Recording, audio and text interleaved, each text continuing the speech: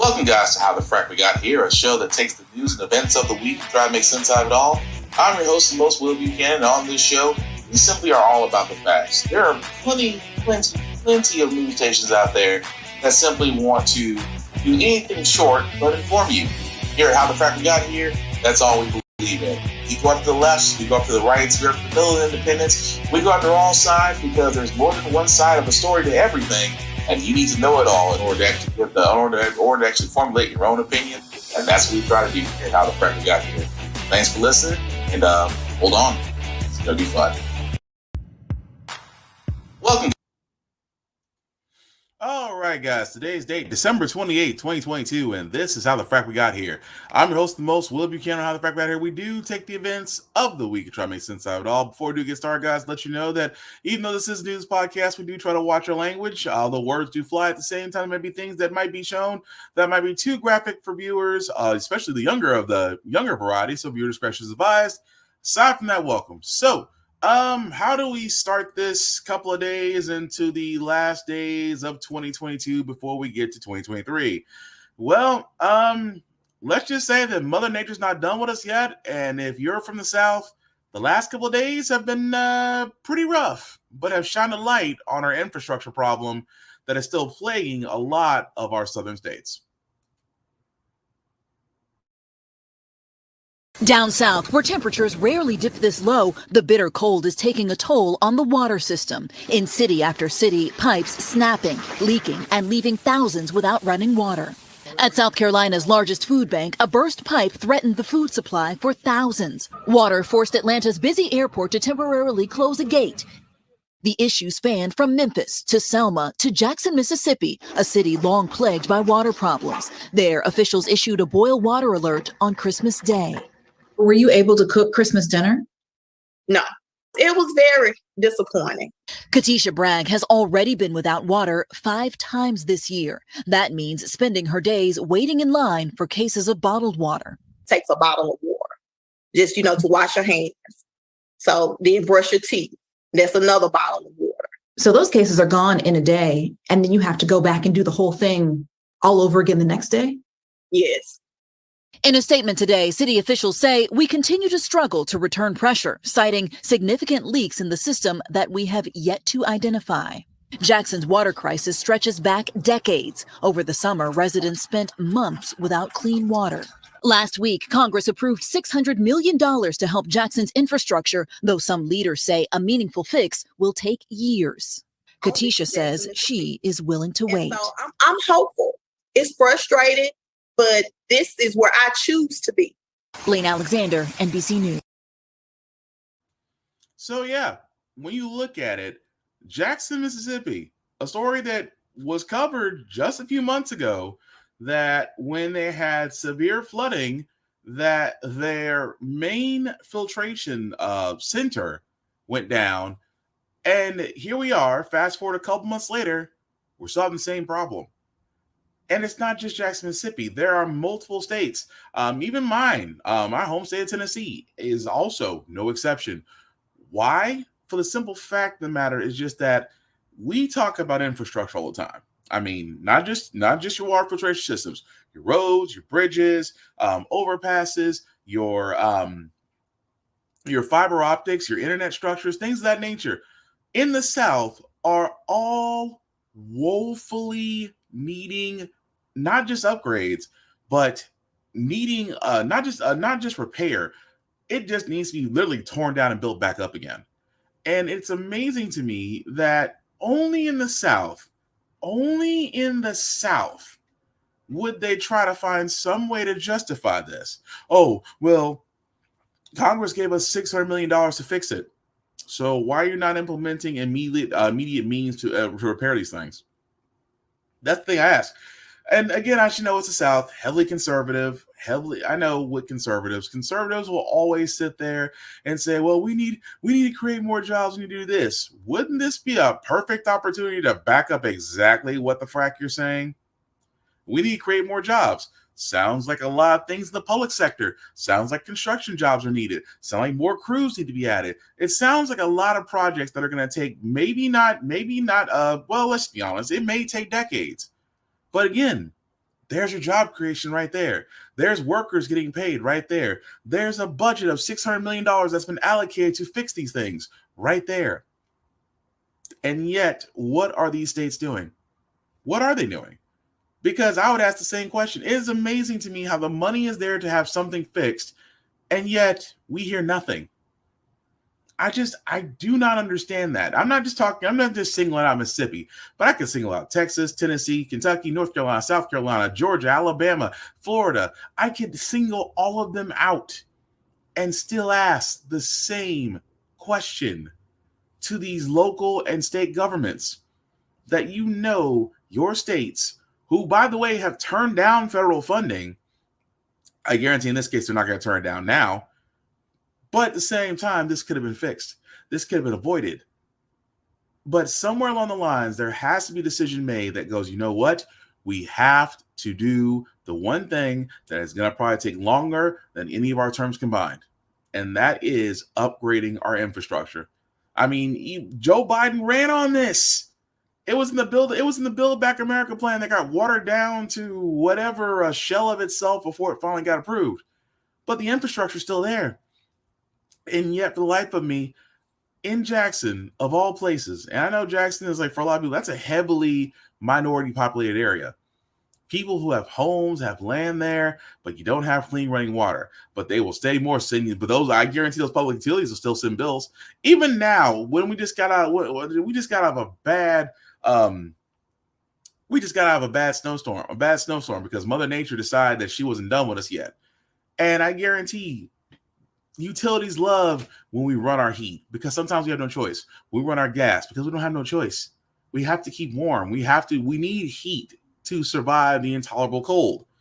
But trust me, those utilities, those bill paying services of utilities, they never go down because they always remain on time. But if I was those individuals in Jackson, I would be a part of that federal lawsuit. The federal lawsuit that's being placed against them. But I fear the problem is going to be that not one government official will ever see criminal charges, because it is criminal. Because how in the world can we be how we call ourselves the greatest country in the world and we're having third world problems with having clean water to drink, to bathe, to cook with? How are we having this problem? And I'll tell you how. Because, simply put, the money that's being used for infrastructure is getting placed elsewhere, and years of decay is now coming back to roost. It's coming back. And no matter how you cut the mustard, somebody along the lines has to finally get this done. But for conservatives, because they run the joint, how in the world do you miss an opportunity to sit there and say, we're creating jobs by fixing our infrastructure? This may take 10 to 15 years, but think of the jobs we'll bring in. Think of the people who get back to work. Think of the money. Think of exactly everything that we're doing to save for future issues. You will rarely hear one job spouting, Trump loving conservative say exactly that. That's my point. But again, I am not surprised. I'm just not. I really am not. But you know what else I'm not surprised by? Because, again, we were waiting on the story as well. And this is why I say it's dangerous to have a conservative-leaning court, because that conservative-leaning Supreme Court just gave their decision about Title 42. And I'm not surprised. News on the border restriction known as Title 42. The Supreme Court ruling that it will remain in effect for now. NBC's Sam Brock is in El Paso, Texas, with the latest. And Sam, we can see the reality of the border there behind you, and tonight some major news. Yeah, Tom, as you look around me right now, it is organized chaos here in El Paso, one of many cities across the country that's dealing with an immigration crisis right now. And Tom, the Supreme Court voting 5-4 today to extend Title 42 as an emergency measure, taking up the case, which is now going to be decided in June. After months of legal limbo, the Supreme Court siding with Republican lawmakers in keeping Title 42 intact for now. The policy allows the government to block asylum seekers from some countries, but not others. The conditions have been dire. Overnight in El Paso, bodies bundled by blankets and near freezing temperatures, with local shelters either full or unavailable to those without proper documentation. A nearby bus serving as the only break from the cold. Some migrants showing us cut wrists from cartels, skin damaged by the freeze, and perilous train rides. This family traveled for 5 months from Honduras with 5 kids, the youngest a 1-year-old, all covered in blankets that are wet from frost, now sick with the flu or gripe. ¿Qué quieres hacer? What do you want to do? I ask. The father tells me a life where my kids can study, a nice roof over our heads and clothes, as the mother adds, and to be free. ¿Cómo recibiste?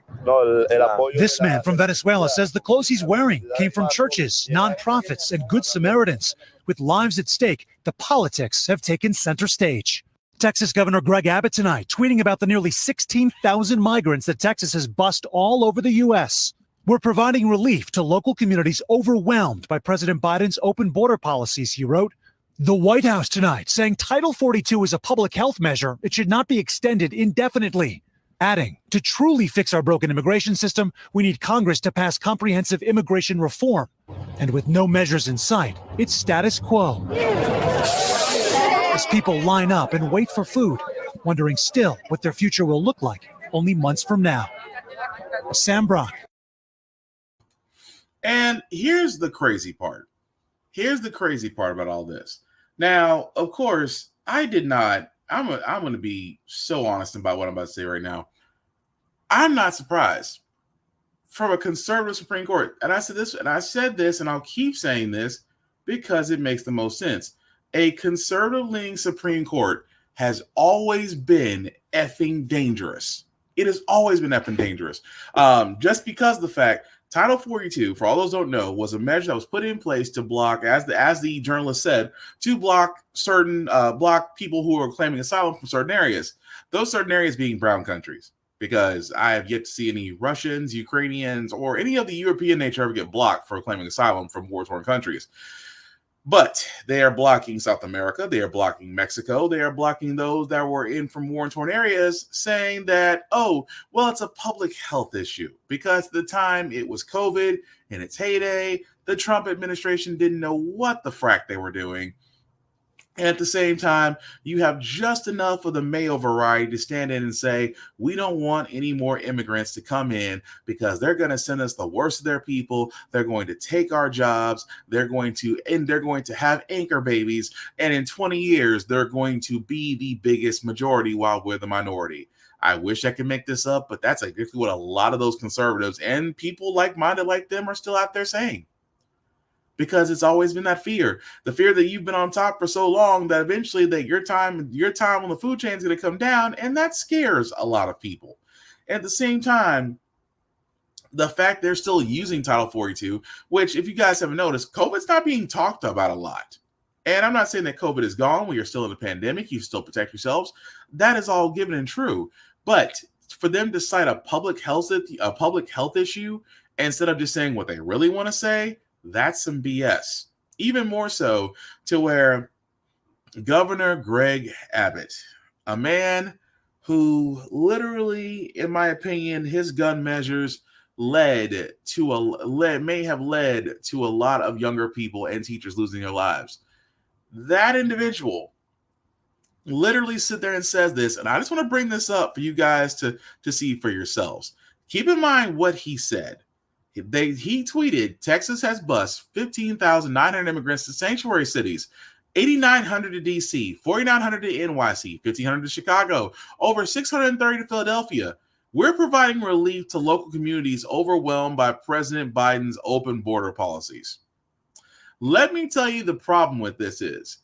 This is coming from a guy whose state had refused federal funding to actually help with those immigrants, but instead decided to use those same dollars to turn around and sit there and say, hey, we're going to send you to the more liberal areas. Because you know what he didn't send them to? He didn't send them to Florida. He didn't send them to Tennessee. He didn't send them to Utah. He didn't send them to South Carolina. He didn't send them to North Carolina. You know where he sent them to? He specifically sent them to certain places because he wanted to prove a point. And to me, what's more scary about that is the fact that he was allowed to do it. And the danger, and I say danger, that this causes. that how in the world, number one, can a governor turn around and do this and not be held accountable? Not be held accountable at all. But you know what his excuse was? The excuse was they signed a form. I wish I could make this up, but his excuse is they signed a form. Days after buses of migrants were dropped off in 18-degree cold on Christmas Eve outside the vice president's home in Washington, a spokesperson for Texas Governor Greg Abbott confirming the migrants came from Texas, saying they willingly chose to go. Many of the migrants, including children, were not wearing proper winter coats and clothing. Abbott's communications director saying the migrants signed a voluntary consent waiver in multiple languages. Abbott recently spoke to ABC's Martha Raddatz about the bus drop-off in multiple cities. And I removed them to locations that self-identified as sanctuary cities that have the capability and the desire to help out these migrants. And so that's exactly what's taking place. The White House calling the move on Christmas Eve a shameful stunt, but Abbott's office firing back, slamming the White House as a bunch of hypocrites. The back and forth comes as both sides await a ruling from the Supreme Court on Title 42, a pandemic-era policy that allows the government to expel asylum seekers on public health grounds. The Biden administration argues the COVID emergency is over. Abbott says otherwise. Whether it's COVID or some other issue, when you got people coming across the globe without knowing at all what their health status is, that almost by definition is a public health risk. There's every reason to keep that in place. And now new figures show the extent of the crisis. Nearly 1.6 million people are now waiting for their asylum applications to be processed, a record number, with cases now 7 times higher than a decade ago. By the way, the average wait time for an asylum. Yeah, the average wait time for asylum, for requesting asylum, can be up to 2 years. But what amazes me so is that how Greg Abbott, who in my mind is probably the biggest POS next to Trump and Lindsey Graham, tries to justify that. Well, they call themselves sanctuary cities. Well, yeah, they had to, because you know why? Because when the immigrant problem had occurred, a lot of you, Greg Abbott, a lot of you, Mr. I was gonna say Rick Sanchez. I had to stop myself. The governor of Florida, and his stunt. Remember, they all turned around. Remember, they all sat there and turned around and said, "Oh, well, you know what? The border's closed here in Florida, just like the border's closed here in Texas. The border closes here in Tennessee." Our own Governor Bill Lee, yeah, that idiot, called Tennessee persona non grata to immigrants. But other cities and states had to sit there and go, you know what, we're sanctuary areas. And then here's what you did, and here's what you smart-ass conservatives did. You turned around and said, oh, you're a sanctuary city? No problem. Let's fly those immigrants to your area, and completely overwhelm you. Which is kind of ironic, in the fact that a bunch of conservatives are always worried about immigrants taking their jobs, and yet they're passing on the people that will gladly help them, that will gladly help those immigrants, while saying, well, that's what you guys wanted to do, but your fear is that those same people are being helped to take your jobs. But it's amazing that he also said this as a public health issue. We don't know where these people come from. Yes, you're exactly right. We don't know where these people have come from. So you know what would have made more fucking sense? What would have made more fucking sense? Instead of actually sending down the National Guard down to the border, how about you send immigration lawyers, judges, medical assistants, the same thing that you're doing for Ukraine, the same thing that you can do at the border. The money that you're paying out to Ukraine could be the same money, resources, and personnel that you can send down to the border and actually help these people instead of calling it a crisis. That's my whole thing. That's why when Trump sent the National Guard, instead of sending people, resources to help these individuals, help these families and whatnot, he sends the army. Even now, Governor Greg Abbott has directed the National Guard to erect fencing along the Texas border. Yes, what a wonderful way to say that we're a nation of immigrants. We're putting up walls and barbed wire. Makes complete and total BS. And on top of that, again, that's like, I really hate to be the guy that sounds like the broken record. I hate to be that guy. But it's amazing when they say, well, if someone would just come up with immigration reform, then we would actually have this problem. This is why I say I can't stand conservatives, because conservatives to me have the biggest memory issue I've ever seen. For all those that don't remember, during the Obama administration, there was the DREAM Act, where immigrations actually had a path to citizenship. If they served in the army or things of that nature, then they would actually be on a path to citizenship. You know what? You know who actually was against that at the time? Conservatives. Oh, well, anybody can just join the DREAM Act and just become on a path to citizenship. Yes, that was the immigration reform that you asked for. And at the same time, because it's an idea that you did not support, an idea that you did not create, and of course, the day conservatives come up with immigration reform will be the day we see an ice cube in hell. We'll be the first ones to always turn down something. Even then, that the DREAM Act is still being argued in court, that is by far the closest we've ever gotten to immigration reform. But yet, one side of the Democrats wants to do it. And I say it's been time. Just like the Veterans Administration, the VA system needs to be completely upgraded and redone. But you know who's also against that? Conservatives. Why are conservatives against that? Because the medical industry lobbies them to. Because I still say if you serve this country, you should be able to get whatever care you want, whatever you need at the cost of the government because you have done your service. That, in my opinion, with veterans, wherever you want to go, whatever you want to get for medical issues or mental issues from your time in the service, you should be able to get free of charge your choice. That's how it should be. Veterans should not be stuck to going to the VA, waiting for hours at end, and still not getting the help they want, getting pushed pills that they don't want or don't need. At the same time, consider other things, unfortunately, like suicide because they're not getting the assistance they need. So why am I bringing this up? Immigration's the same way. We could solve immigration. Honestly, if I had more faith in this Congress, but I don't because it's going to be conservatives in the House and Democrats in the Senate, we could solve immigration within one term. We really could. But the problem is you will never get conservatives to agree on immigration reform unless it involves a wall. Unless it involves a wall, barbed wire, or anything else of that nature, you will never get conservatives to agree on immigration reform. Democrats only hope, and I say this all the time, because honestly, I wish this was brought up when Democrats had the House, had a slim majority in the Senate. And I wish they could have that to me, the reason why I'm mad at the Democrats was because they had a wasted opportunity. There were so many things that y'all guys really should have got through while you had the chance. Because come January, the 118th Congress gets sworn in, and Republicans are going to do a whole bunch of dumbass investigations, but bring nothing to the table.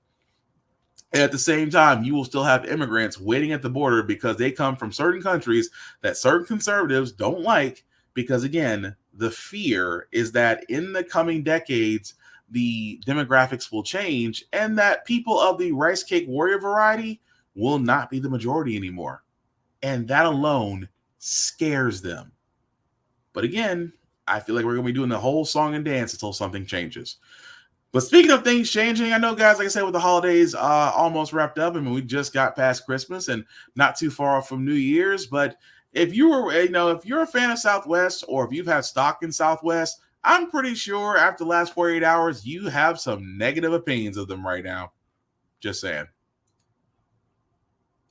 Growing frustration and anger at the nation's airports. The Christmas was just ruined. This was the worst Christmas ever. Stressed and stranded Southwest passengers fuming after the airline canceled more than 2,500 flights Tuesday, following thousands more earlier this week. Southwest blaming that massive holiday storm for its service cuts and rocky recovery. The app on our phone said that our flight had been canceled. Southwest passenger Kaylin O'Connor says her Monday flight to Pensacola was canceled, and the earliest she could rebook was Thursday. So she chose to drive 16 hours from Kansas City, Missouri. Hopefully they will reimburse us. Southwest CEO Bob Jordan apologizing, saying the airline's point-to-point operating system, which relies on a network of direct flights, is especially vulnerable to challenges like severe weather, making for a slower rebound than their competitors. We're doing everything we can to return to a normal operation. And please also hear that I'm truly sorry. Jordan says Southwest will significantly reduce flights over the coming days in hopes of being back on track before next week. Southwest Airlines Pilots Union says the carrier's outdated IT system is leaving stranded customers on hold for hours. They're using processes and IT from the 1990s when we were an airline less than a quarter of the size. The Southwest fallout prompting a U.S. Department of Transportation investigation. Well, what we're seeing is something that is beyond what can be attributed to the weather. The bottom line is this is just not an acceptable level of service. And the Senate Commerce Committee echoing calls for accountability from Southwest, pressing the airline to provide significant monetary compensation to not only cover passengers' tickets, but also hotels, meals, and transportation. Growing frustration. Well, let's be honest, they're not going to do that. Yeah, like I said, I didn't travel, thank goodness, because I mean, traveling in the holidays has got to be a nightmare. But yes, imagine being stranded. And I mean, there's a TikTok video out there of one person that was Southwest Online saying that they have canceled all flights, that you will not be able to book flights at least for the next 24 hours. Please go home. I was trying to find that TikTok before I started this podcast, but it's out there. Trust me. But no, it is amazing to me what they're not saying, because part of it's saying, well, it's just because the hub and the weather, it just really caused a lot of stuff. Oh, it has nothing to do with the fact that you had a shortage of pilots and staff. See, it's amazing how this year has been the transition of, people finding better jobs, that nobody wants to work. Everybody wants to work, but nobody wants to work for peanuts anymore. In a COVID situation where it's already stressed out and people are considering their mental health over anything else, a lot of industries, especially the service industry, the airline industry, all had shortages. And of course, did nobody think that this was not going to affect us in the holiday season, especially with Southwest being one of the major airline carriers that a lot of people use to travel to and fro during the holiday season? And yet they had this problem. Now, this can be chalked to a lot of things. It can be chalked to a lot that the airline industry has made it a point that in some areas that they did not want to endorse other ways of travel. Sure, you can travel by car. It may take a couple hours or 10 or 15, depending where you're going to go to. But imagine if we had a high-speed rail system. That's all I'm saying. Imagine if we had other alternate forms of getting somewhere besides the air. What if we did have a high-speed rail system that went from coast to coast? What if we were able to include other forms of transportation? Because a lot of people are asking this question now, and I still ask this question. I still hope, I'm going to be honest, I'm still hoping within my lifetime that we do get that high-speed rail system. Because you know what? I would like to sit there and say, I would like to visit California. I don't mind, taking a bullet train for a couple of hours. I'll get there versus flying, because flying is a hassle. And unfortunately, because of security and things of that nature, things have changed as far as what you can do at an airport. I understand it. But still, Southwest will not see any penalties from this. You know why? Because the CEO will not step down. They will not get any penalties. They may refund or give travel vouchers out to some people, but don't expect what you're already getting from the CEO, because someone in public relations told the CEO, you really need to get on camera, you need to look sincere, and you need to apologize. Because someone said that was the best route to go, not realizing for the simple fact of the matter is like, no, if anything, you need to do a lot more. So as much lip service as Pete Buttigieg, the Secretary of Transportation, is giving us, there's not really you can do against Southwest except fine them, which they'll be able to pay off easily, and the CEO will keep its job. But again, a lot of people got stranded in the holiday season, especially during snowstorms. And unfortunately, because of the way our laws are set up, there will be zero accountability on Southwest's side. That's what sucks. But you know what else? I've always asked this question. Why is it when you apply for a job that experience, skills, which I understand, you shouldn't apply for being a welder if you don't have welding skills. You shouldn't be an electrician unless you've been certified. You shouldn't be a plumber unless you've been certified.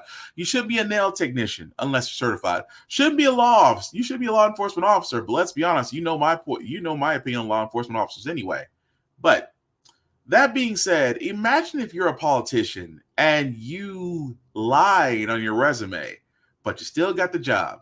And now everybody knows about it, but you're going to pretty much say, okay, I'm still keeping my job. This is a story I wish I could make up, but it's true. Member of Congress who's now admitting he, quote, embellished his work and education history, misleading voters about key parts of his resume. But Republican George Santos says it won't stop him from taking office. Mary Alice Parks is in Washington with more. Mary Alice, good morning. Yeah, Mary, good morning. The New York Republican tried to downplay this. He said everyone embellishes their resume, but ultimately he admitted that key parts of his background that he ran on were made up. Breaking his silence, New York Congressman-elect George Santos overnight admitting to fabricating entire parts of his background. I apologize if anybody feels hurt or betrayed. I will gain everybody's trust back by just delivering results for them. In a series of interviews, Santos now confirming many of the details in last week's New York Times investigation that revealed how the Long Island Republican seriously misrepresented his experience and parts of his personal life to voters. I'm not a fraud. I'm not a cartoon character. I'm not some mythical creature that was invented. I'm no Russian puppet. I mean, for crying out loud. Santos saying now he never did, in fact, graduate from college as he had claimed, saying he, quote, embellished his resume, telling the New York Post, I own up to that. The reality is I'm human. I'm flawed. I'm not perfect. He also admitted to never actually working for Goldman Sachs or Citigroup, saying now he worked for a company that did business with them. I used a poor use of words, but I did work in the industry for a number of years. I did do work with all the institutions I've mentioned prior and more. In other interviews, Santos addressing misleading statements like these he made on the campaign trail about his family's Jewish roots.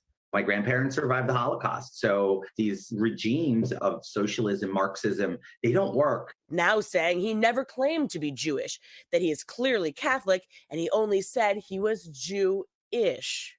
Despite the controversy, the young Republican insisting he will not be deterred and that he can still be effective in Congress. I'm not resigning.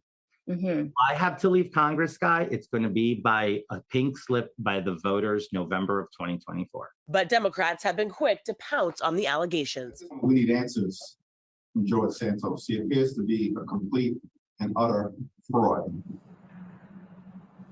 Now, New York does not have any recall laws, so some Democratic members of Congress are calling on him to resign or be expelled from Congress. But the only way to expel him would be if 2/3 majority voted him out. And since his win helped Republicans narrowly flip control of the House, Republicans are counting on him being there. Mary? Just remarkable. Ooh, you know what? I see why people go in politics now. I see it. I see it, and to me, how in the world, number one, I get it.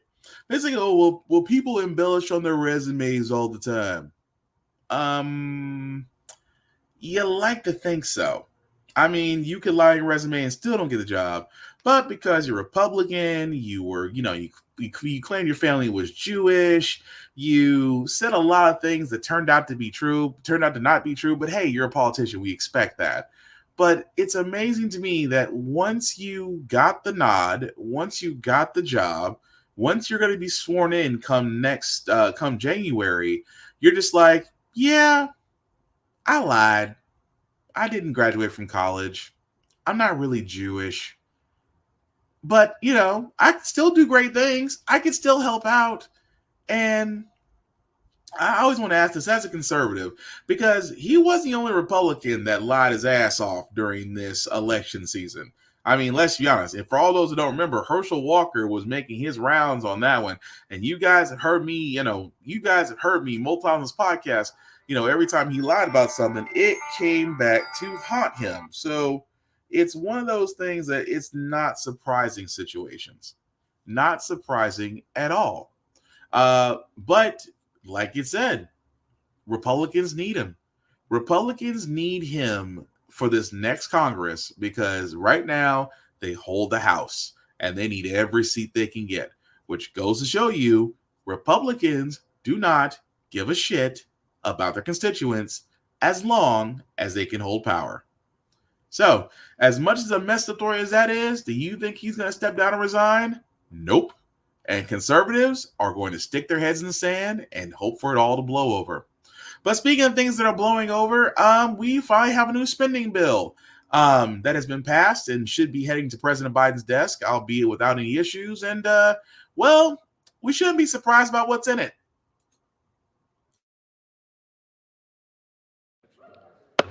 Hours before a potential government shutdown, the House of Representatives passing a $1.7 trillion spending package. The series of bills includes $45 billion in assistance for Ukraine, $858 billion in military spending. That includes a pay raise for troops, and $40 billion in disaster relief for Americans impacted by wildfires, earthquakes, and hurricanes. It also includes protections for pregnant workers, including expanding breastfeeding accommodations in the workplace, funding for childcare to assist low-income families, banning of TikTok on government devices, and reforms of the Electoral Count Act, the law that former President Trump and his allies tried to abuse to overturn the 2020 election. Democrats celebrating. Indeed, this bill puts people over politics. But a majority of House Republicans angered by how the deal was pushed through Congress. The appropriations process has failed the American public, and there's no greater example of the nail in the coffin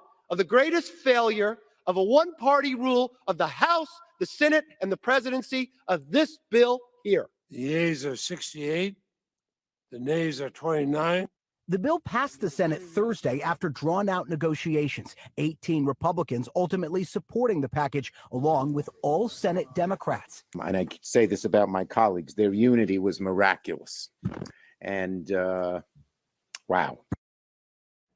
This spending package does not include about $10 billion to fight COVID, something the Biden administration had asked for but faced resistance from some Republicans in Congress. It now heads to President Biden's desk for his signature. Jay O'Brien, ABC News. Okay, so of course, yeah, the spending package got passed, and yes, Republicans are mad. We're not surprised by this, but it's still, how can I put this ever so nicely? And we got to talk about it because, well, there's going to be some people wondering a couple of things, specifically this here. If you look at the 1.7 spending bill, guys, $45 billion to Ukraine, $858 billion in military spending, including a pay raise to the troops, and $40 billion in disaster aid.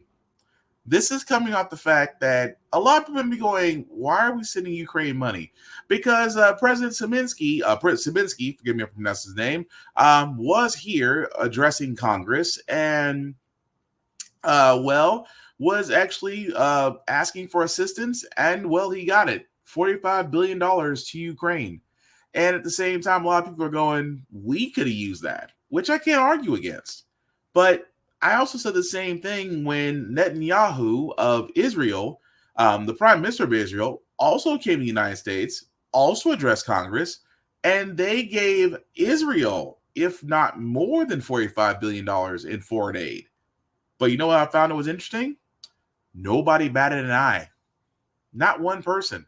And I have to ask this question because, again, I feel like whenever it does come to foreign aid, Congress has no problem sending out money, troops, and resources. When it comes to its own people, they rather pay attention to us only when it's election time. And that's the one time I would like to hold Democrats just as accountable as Republicans. The one time, because you're going to have a hard time trying to explain this, even though they added this to the bill as well.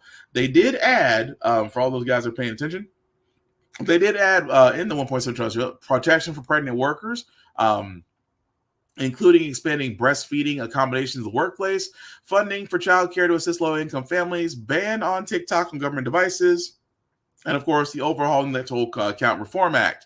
Now, you're wondering about protection for pregnant workers. This does not include paid maternity leave. It doesn't. It just means that, oh, well, if you want to breastfeed in the workplace, they're not gonna fire you. Funding for childcare for assist low-income families. You already gave it to them once, and then you pulled it away in the next administration. Why not just make it permanent since so many families depend upon it? Ban on TikTok and government devices, because only conservatives were crying about TikTok because they swore up and down a Chinese company was stealing secrets via government devices. I don't know about you guys, but I did not know that for government devices, who would be brave enough to put TikTok on a government device anyway? And of course, the Electoral Count Reform Act just means that if people do try to subvert the electoral count once again, that they will have higher charges to put to them. That's basically it. But at the same time, Ukraine still gets help. We're still in the dark. I'm sorry, Chuck Schumer, that yes, you can be happy that all Democrats became unified on this. But again, what is the American people going to get out of this besides bailing out another country where, in my opinion, should be helped out by the United Nations more than us, because we are not Team America World Police. Moving right along, guys, they did actually said the January 6th Commission actually finally said it outside of recommending charges for criminal prosecution to the Department of Justice. They finally came out and said, well, we have pretty much they're going to go, which we pretty much figured they're going to say this entire time. But because the clock is running out on their Congress run, they decided that, hey, now's a good time to tell you guys why we're going to do this whole investigation from Jump Street to confirm what you already know. January 6th Select Committee dropping their final report and making it clear they believe former President Trump should never hold office again. Had it not been for the encouragement of Donald Trump, would have never occurred. The report drives home the committee's belief that Mr. Trump was principally responsible for the January 6th attack. It outlines 11 recommendations, among them reform of the Insurrection Act that would prevent the former president from serving again in public office. The report gives examples of Mr. Trump and his top aides engaging in at least 200 apparent acts of public or private outreach, pressure, or condemnation. Evidence Democratic committee member Jamie Raskin says shows January 6th was no accident. What do you hope their biggest takeaway is? The first thing everybody should know is that there was nothing remotely spontaneous about this. This was not like a big rally that got out of hand. Mr. Trump has blasted the committee, which is composed of 7 Democrats and 2 Republicans, all fierce critics of the former president, as, quote, highly partisan and a witch hunt, and blaming House Speaker Nancy Pelosi for not properly protecting the Capitol ahead of January 6th. The report does cite security and intelligence failures, but fails to unpack them in any degree of specificity. Democratic committee member Adam Schiff said reforms in that area are necessary. The failure to assimilate that intelligence, the failure to act upon it, we set out in our conclusion, left that Capitol unprepared for the violence that ensued. The committee's criminal referrals carry no legal weight. The decision to prosecute the former president will be up to the new special counsel, Jack. Which he's right, not to cut him off, but yes. As we said before, that the committee did not have any criminal powers. They had to submit to the special counsel. But as I said before, they did submit recommendations for criminal charges to the Department of Justice for them to pursue. But for the rest of us, we're like, yeah, we knew what you guys were investigating from Jump Street, and it's not like we're all blind. Yes, Trump is responsible for what happened on January 6th. We know that. Now, what happens from there is a whole nother situation. It really, truly is. But I wouldn't be surprised because that Trump is already dodging bullets from saying he's going to run in 2024, that he's got multiple lawsuits, face the FBI over documents, a sexual harassment suit. His company was found fraudulent misleadings about business holdings. His CFO is in jail. I mean, you can go down the list. This is kind of reading like the bad end of a mafia crime story when it comes to Trump. But here's another thing that also bugged me, that when Trump was president, remember all those times he sat there and said that I can't show my taxes, I'm being audited, I can't really do that, it's a long process. Yeah, January 6th Commission looked into that too. They also sat there and said that, wait a minute, that why is it that the IRS went easy on Trump's tax returns? Because that was the congressional report. And that report, they're looking into why the IRS was delayed on actually investigating Trump while he was president. And I'm going to be honest with you guys, it's not that hard to figure out, because for the life of me, when you are president, there is this unspoken thing that nobody will prosecute you. A sitting president can't be indicted. Keep in mind, that is the opinion. That's not law. That's not fact. That is the opinion of the Department of Justice, that a sitting president cannot be indicted or investigated. And so they treat that as gospel. But keep in mind, before we had Merrick Garland, it was Jeff Sessions, and the guy before him that was the head of the Department of Justice. And even more so at the IRS, you had that one. You had I keep on wanting to say douchebag, but I shouldn't because he's got a douchey face. He had Music that was actually backing him by the Department of Treasury, and then at the same time, you had this gentleman who was literally head of the IRS, Charles Reddick. Now, why should you know Charles Reddick? Charles Reddick was literally an American attorney, and that attorney bought actual properties in Trump, as far as buying 2 Trump apartments and actually selling them at leasing, and made a boatload of money. He also contributed to Trump's campaign fund when he was president, and yet somehow became the commissioner of the Internal Revenue Service. Sounds like he paid for his job. But that man right there is solely responsible for reporting to Steve Munsick, who actually protected Trump's tax records. So between 2 men, the man that you're seeing right there, and Steve Munsick, the other individual, are responsible for being the actual wall that prevented Trump's taxes from being seen. And again, I fear nothing will happen to them. I fear nothing will happen. Although it should, nothing will happen. And that to me is the greatest travesty of it all. That if you really think about it, the massive cover up to protect Trump from bottom to top, and that there will be almost zero arrest or charges brought up, that is a god dang shame. It really, truly is. But moving right along, guys, we're going to go ahead and go into our feel-good segment, because usually on the Frack we got here, we do cover a lot of things that are doom and gloom. Sometimes we use faith in humanity, but hey, it's hump day. We're not too far off from counting down the last days of 2022, and we'll leave you guys out with some good vibes. And I love these stories about soldiers coming home, especially during the holidays, because, again, shout out to those men and women who are serving overseas, especially during the holiday times. That can't be with your friends and family. That you're out there protecting our interest in oil. And I'm sorry, this is supposed to be a feel good segment. You're protecting us. You're doing the sacrifice to actually keep us safe. So we always want to give you appreciation and love and show for that. And this man that we're about to show decided to surprise his parents in a very unique way of surprise them and letting you know he's home. Finally, the lengths one son went to make his mother's Christmas wish come true.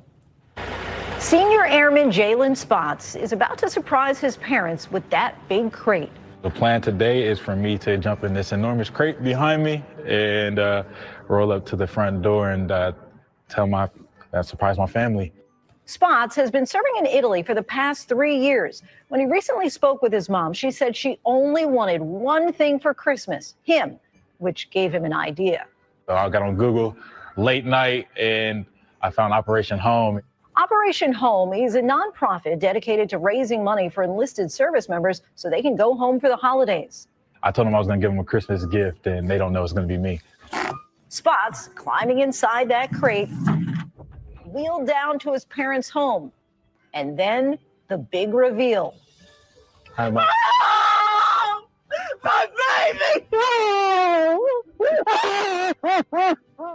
A reunion 3 years in the making. I am so happy. I just can't believe my baby's home. I love seeing good stuff like that because, again, to all the soldiers out there, wherever you are stationed, please stay safe and happy holidays. Like I said before, thank you for doing what you can do so we can do what we can do here. So with that being said, guys, that's going to do it for this podcast. Thank you all for watching, for liking, for letting people know this is live. I certainly appreciate that as we work on this. I know my background's a little bit fuzzy, but hey, mill and moving. We're trying to get new things set up, so just bear with the brother. Before I do get out of here, do some shameless plugging as I usually do. Shout out to my buddy Vaughn at BigBZA on all socials. Definitely check him out, his podcast, his TikToks. She'll go around and show him some love. BigBZA on all socials. As for me, guys, you can find me on BlackFox447 on just about almost everything out there, except OnlyFans, because let's be honest, I don't got the body for it. But anyway, like, follow, share. Like I said before, I do post everything that I watch, that I play, and review and things of that nature, and gym stuff. I do a couple push-ups. At the same time, guys, the link that you see at the bottom, let me make that just a wee bit bigger for you guys to see. If you copy and paste that into your browser, it'll take to my link tree. That's the YouTube and Facebook groups for all of my podcasts, How the Frack We Got Here, Get Bit, and of course the Offense Podcast. Definitely like, share, subscribe, as we are going to definitely try to do it bigger in the new year. And like I said before, For all those that are watching, before I wrap this up, if you are traveling, please be safe. COVID's still out there. Please wear a mask. Please protect yourself at all times. At the same time, guys, happy holidays wherever you're at. Christmas, Hanukkah, Kwanzaa, Festivus for the rest of us. However you choose to celebrate or not choose to celebrate. Hopefully this new year will be everything that you are, everything that you want and wish for. Because as for us on Saturday, we will not have a How the Frack We Got Here. We will come back to you guys again in the new year on the next Wednesday with news that you can use to inform you, to empower you, to educate you is all I want to do with this podcast. So let me know if you liked it. Let me know if you didn't like it. Let me know. Aside from that, guys, last thing I'll say about How the Frack We Got Here, it's all about staying informed. We are not trying to reinvent the wheel. We are simply giving you all the information, allow you to make up your own mind, but we do provide you a logical perspective that goes along with it. We do a better society once we're informed. We're progressive. We move forward. We try to right the wrongs of our past by making decisions now that we should have done back then, like electing our first Black woman Supreme Court, electing our first Black woman to the Federal Board of Governors, electing our first Black 4-star military general in the armed forces. All great things. When we don't learn from history, we are doomed to repeat it. That's what we keep asking ourselves. Why does everything go up with your paycheck? Why are we electing different politicians but still the same old game in Congress? Most importantly, how the frack we got here. Thank you all for watching, guys. Have a happy new year and things of that nature, and may all your blessings come true and grind hard along with the rest of us. Take care, guys.